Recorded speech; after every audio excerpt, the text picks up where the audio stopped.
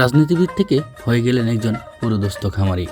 আজকে আমরা বলছি একজন সফল উদ্যোক্তার কথা, যিনি হলেন মাধবপুর উপজেলার ২ নং চৌমুহনী ইউনিয়নের ৫ নং ওয়ার্ডের বাসিন্দা জনাব আমিনুল ইসলাম ভুট্টো সাহেব, যিনি হলেন একজন সমাজসেবী ও একজন রাজনীতিবিদ এবং একজন শিক্ষানুরাগী মানুষ।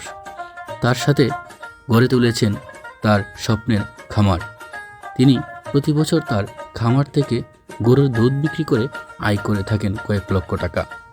তাছাড়া তিনি তার সাথে গড়ে তুলেছেন একটি মৎস্য খামার এবং তার সাথে তার বাড়িতে তৈরি করেছেন একটি বায়োগ্যাস প্ল্যান্ট, যা থেকে তিনি তার পরিবারের রান্নার জ্বালানির চাহিদা মেটাতে পারেন। তিনি হলেন যুব সমাজের আইডল। আজকে জানাবো ভুট্টো সাহেবের খামারি হয়ে ওঠার পিছনের গল্প। আপনি যদি আসলে বলেন আপনি কিভাবে এই গরু পালন করার সিদ্ধান্ত নিলেন? আসসালামু আলাইকুম।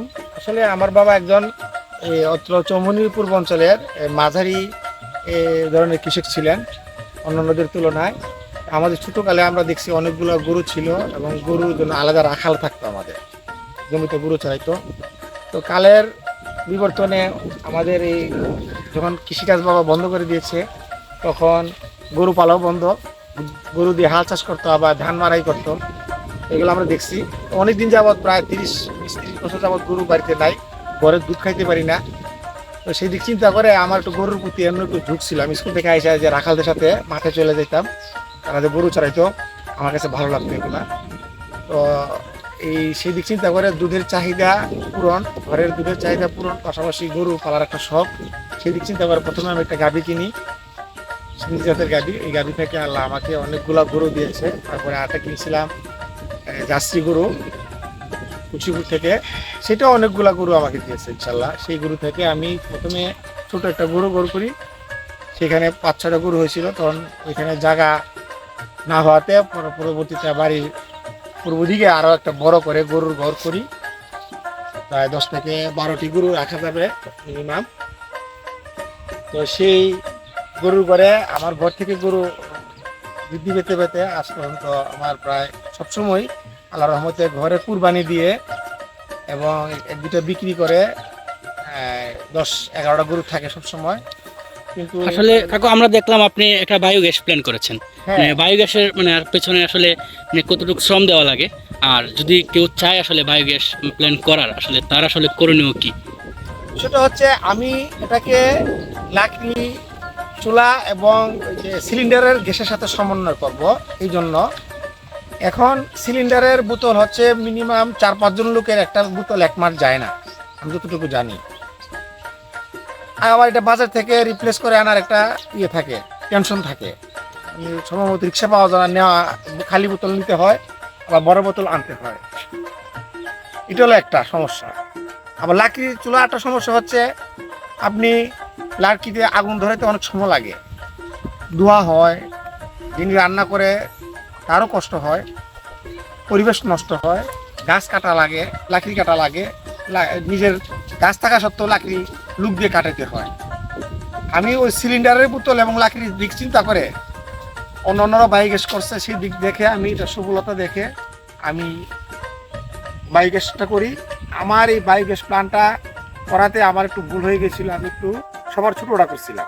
আমি যদি মাঝারিটাও করতাম তাহলে আমি নিজে গ্যাস ব্যবহার করে আমি আশেপাশে আমার চাচার ফ্যামিলিতে দিতে পারতাম। এটা গ্যাস প্ল্যান করতে আসলে কত টাকা খরচ যায়? এটা আজ থেকে 8-9 বছর আগে, এটা হচ্ছে সবার ছোটোটা, এটা প্রায় 40,000 টাকার মতো দিয়েছি। তাহলে যাদের গরু 2টা বা 3টা আছে, তারাও তো চাইলে এই বায়োগ্যাস প্ল্যান করতে পারে। এই একটা গরু কিংবা 2টা গরু থাকলেই যথেষ্ট। এটা হচ্ছে এই খুব সহজ। ওই যেটা বলতেছিলাম, এখন অনেকে বলবে গোবর দিতে হবে, আমার তো গরুর গোবরটা তো ফালাইতে হবে। সেই দিক চিন্তা করে গরুর গোবরটা আমি যদি ফালান লাগে, তা আমি এটা ডিভাইসে দিয়ে দিলাম এবং এটা অত্যাধুনিকভাবে করা হয়েছে। এখন আগে একটু সামান্য একটু কঠিন ছিল, একটা ছোটো বাচ্চাও এটা গ্যাস দিতে পারে। ডেলি দিতে না পারলেও সমস্যা নাই, 2 দিনে একবার দিলেও গ্যাস কম হবে না। শীতের দিন হয়তো বা গ্যাসের গ্যাস থাকে একটু চাপটা কম। যে গোবরটা আসলে বায়োগ্যাস প্ল্যানে ফালানো হয়, এই বায়োগ্যাস ওঠানোর পরে এই গোবরটা তো আসলে পুকুরেও ব্যবহার করা হ্যাঁ। যায়, আবার জমিতেও ব্যবহার করা যায়। দেখা গেল কি অনেকে মাছ চাষের জন্য পুকুরে গোবর দেয়, এখন আমরা কাঁচা গোবরটা দিলে ওই মাছটাতে একটা গন্ধ করে এবং মাছ গ্যাস হয়। এবং পুকুরে গ্যাস হয়। আমি নিজেও জানতাম না বায়োগ্যাসের গোবরটা যে পুকুরে দেওয়া যায়। তো এটা আমি আমার এক ভাই বললো যে তুমি বায়োগ্যাসের গোবরটা বিক্রি করবা নি, আমার কাছ থেকে সে কয়েকবার কিনে নিছে, ভালো দাম দিয়ে কিনে নিছে। আমি জিজ্ঞেস করলাম আপনি নিয়ে কী করেন, কয় আমি পুকুরে মাছের খাওয়াই, এটা খোলের চিকা ভালো। তখন পরীক্ষামূলকভাবে আমি নিজেও দিছি। আমি যখন থেকে বায়োগ্যাসের গোবর পুকুরে দেওয়া শুরু করছি তখন থেকে আমি পুকুরে সার ছাড়া অন্য কোনো খাবার আর ব্যবহার করছি না। ইনশাআল্লাহ মাছও খুব টেস্ট হয় এবং খুব তাড়াতাড়ি মাছ বাড়ে। পরিসরে যদি কেউ এরকম খামার করতে চায় আমি তাকে উৎসাহিত করব, খুব সহজে কীভাবে খামার করা যায়। আমি জানি না কতটুকু সফল হতে পারছি, তবে আমি মহান আল্লাহর কাছে শুকরিয়া, আমার ঘরে দুধের চাহিদা পূরণ করে আমি দুধ বাজারও বিক্রি করতে পারি। এবং আল্লাহ চাইতো তো আমাদের এলাকা দুধের বাজার ভালো না, দুধের রেট ভালো না আমাদের।